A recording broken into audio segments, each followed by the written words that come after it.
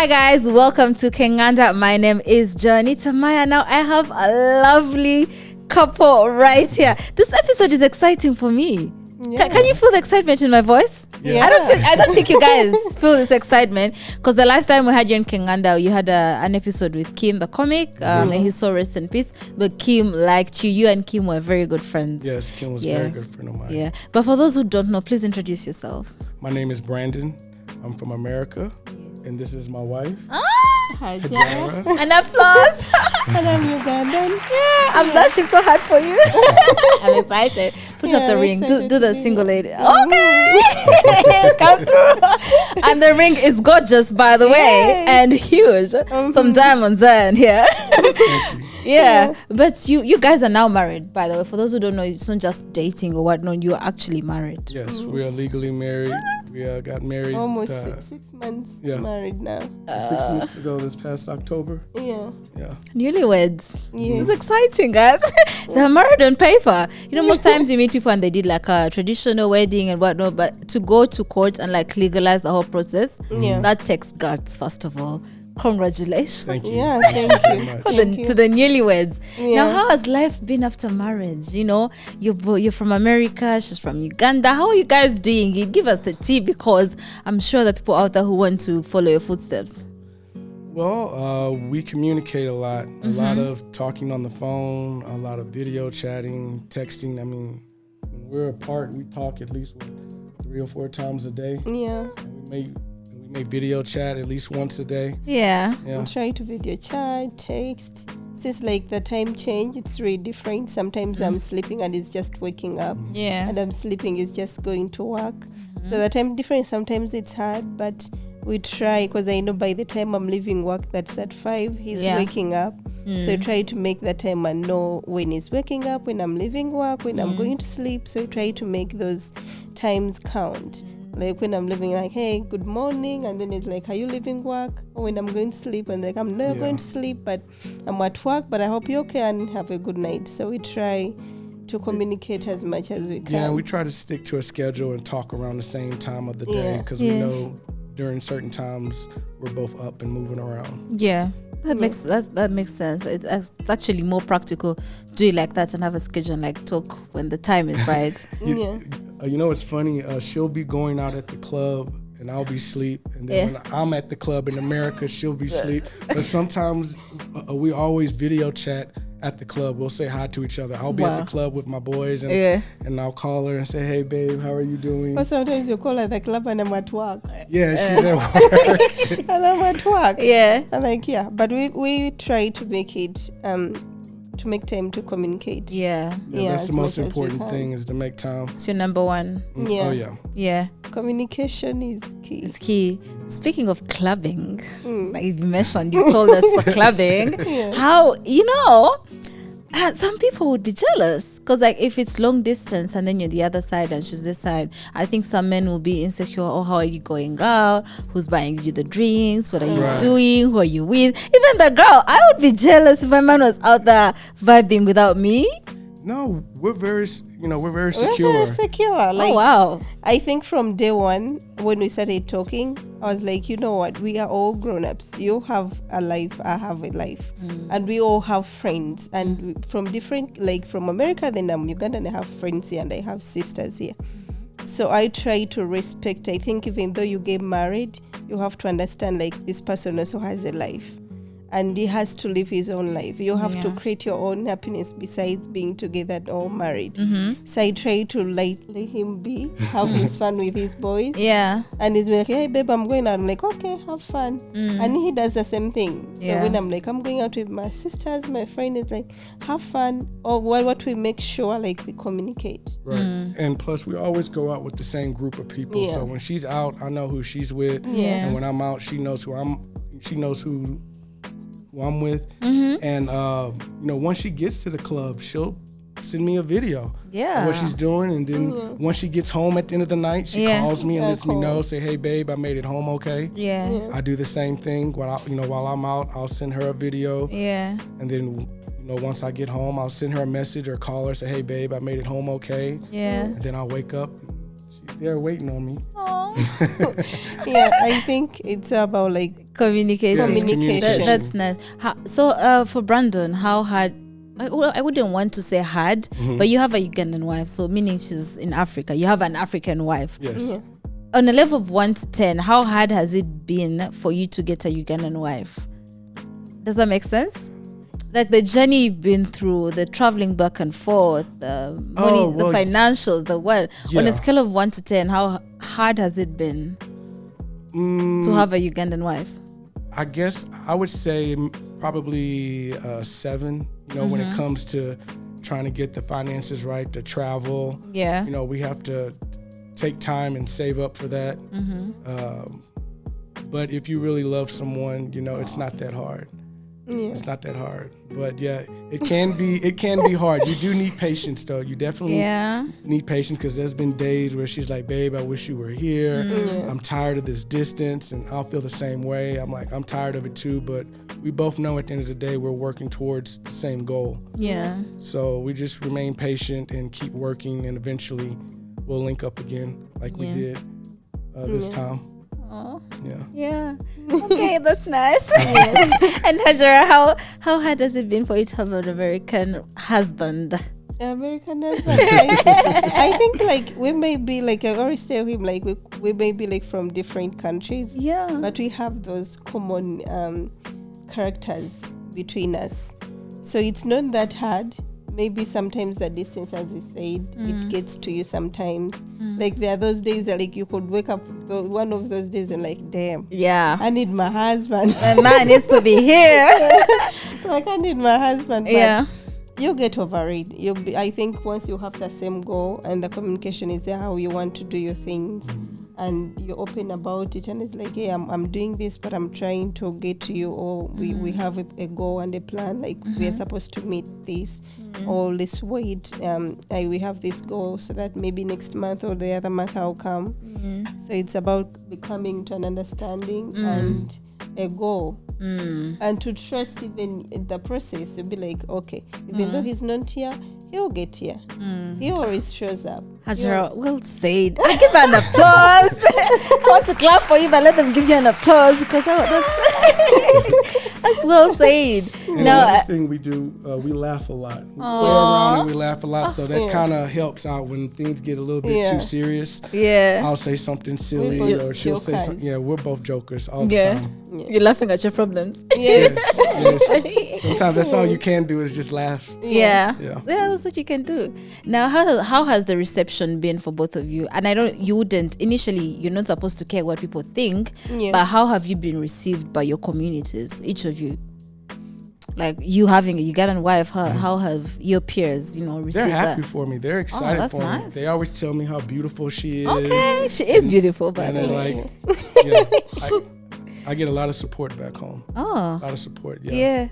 Now, Hajara, I know our African culture is a bit different. It's different. So give us the tea. How is the reception? I think it was so easy for me because my family really didn't have any issue with it. Oh. My family totally loved him. Yeah. Yeah, they get along with him. Everyone loves him, but it's the outside.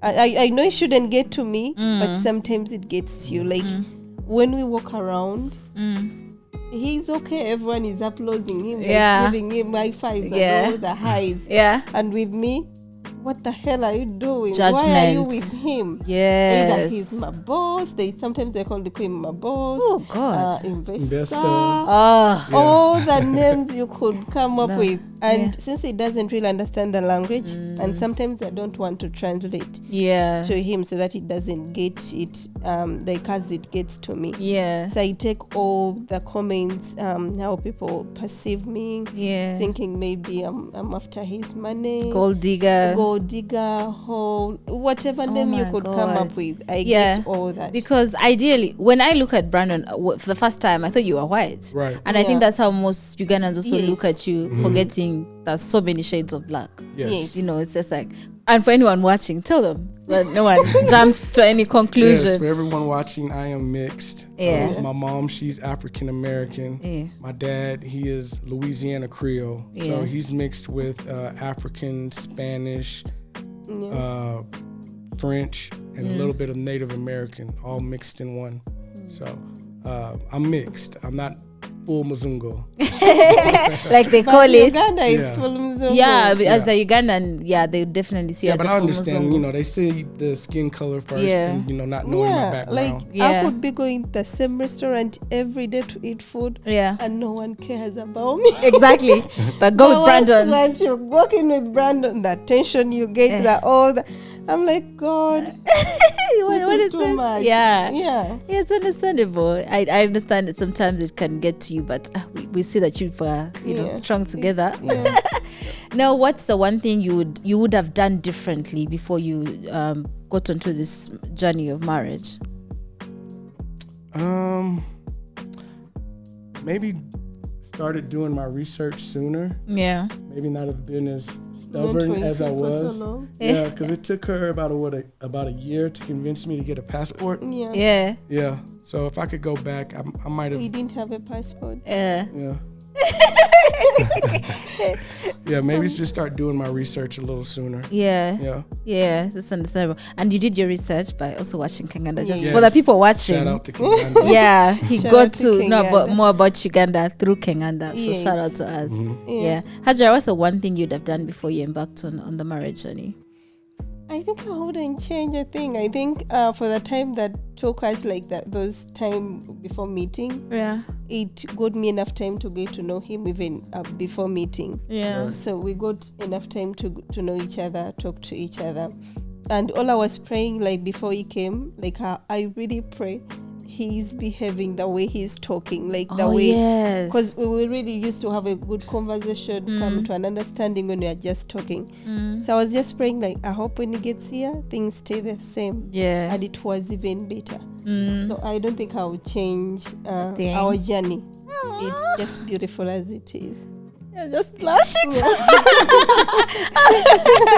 Oh, you guys, our love is so beautiful. Look at you, just anyway, tell them you started up a Facebook, or is it a page? I don't know. Yeah, we started a fan page because people are always asking us about how do we meet, and then Hajara was like, well, why don't we just start a fan page? So we took our video and pictures from my first 2 trips, and we just started uploading them on Facebook, Instagram, TikTok, and we've been doing it now for how long, babe?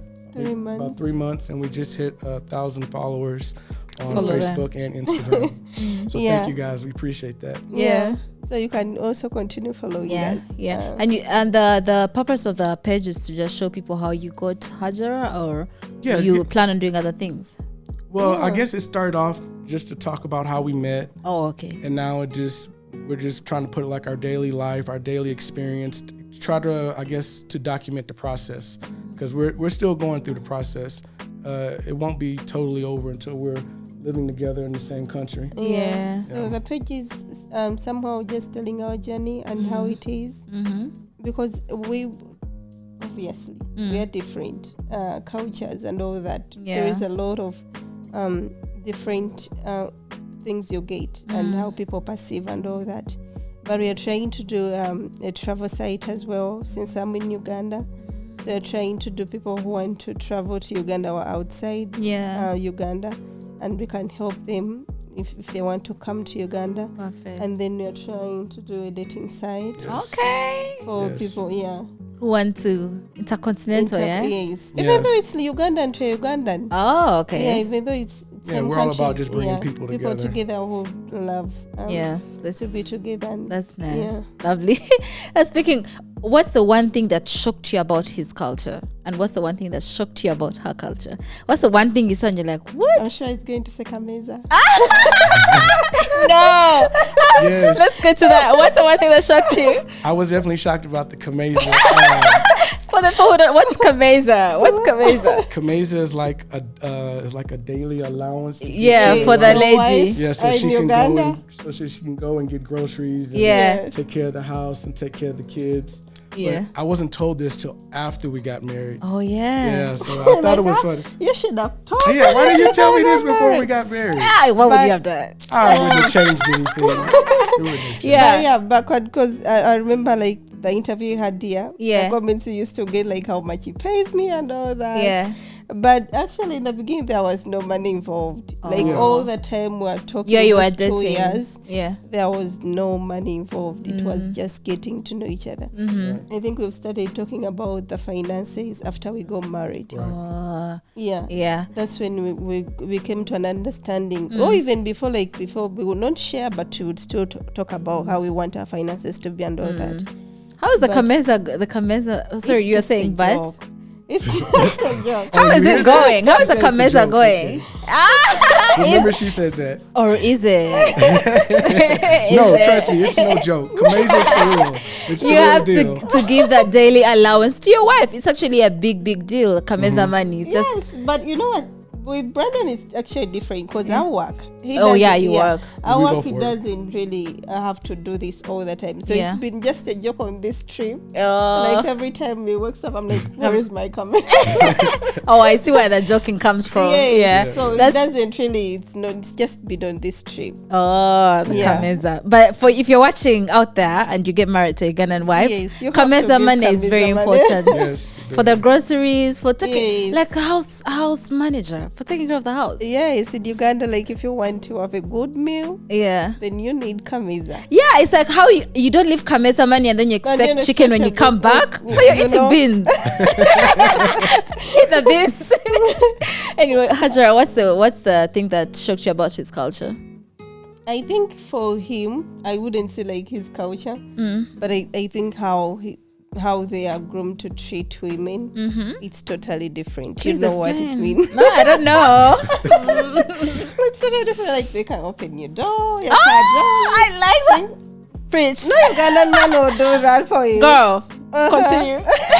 She's spoiled now on it. I don't open the door. Yeah, because sometimes I forget. He forgets and I'm like standing outside. I'm like, I'm forgetting something. Yes. Oh, the gentleman bit of him. That's the one thing that surprised you. Yes. Come to think of it, yeah, the gentleman part of it. Like, it's okay for him to wake up and do breakfast. It's okay. Like when you be like, help me with that, which is not the same case again. Like, tell a traditional Muganda man. A woman. You're a woman. You do all everything. You do everything. You could be giving him breakfast. You could lunch. Still be doing lunch, then helping with everything. And for them, they're just sitting there receiving. So I think that's the different thing, and that what I loved about him. The fact that the roles don't have to be like he could help you with the dishes, and it's not a big deal. It's not a big deal. He could do breakfast, and it's not a big deal. Yeah. But in Kampala, a woman wakes up, you go to work. You still come back and cook the food, take care of everything. And this man also did the same thing, going to work and then just come back and sit. And there's also food at night. So you're already tired from preparing the food during the day. And then you have the food at night.